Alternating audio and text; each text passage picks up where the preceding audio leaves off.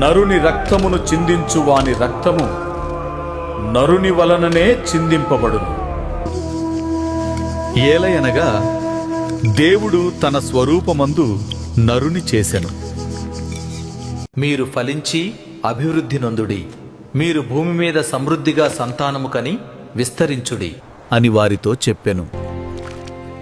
మరియు దేవుడు నోవాహు అతని కుమారులతో, ఇదిగో నేను మీతోనూ మీ తదనంతరము మీ సంతానముతోనూ మీతో కూడానున్న ప్రతి జీవితోనూ, పక్షులేమి పశువులేమి, మీతో కూడా సమస్తమైన భూజంతువులేమి, ఓడలో నుండి బయటికి వచ్చిన సమస్త భూజంతువులతోనూ నా నిబంధన స్థిరపరచుచున్నాను. నేను మీతో నా నిబంధన స్థిరపరచుదును. సమస్త శరీరులు ప్రవాహ జలముల వలన ఇకను లయపరచబడరు.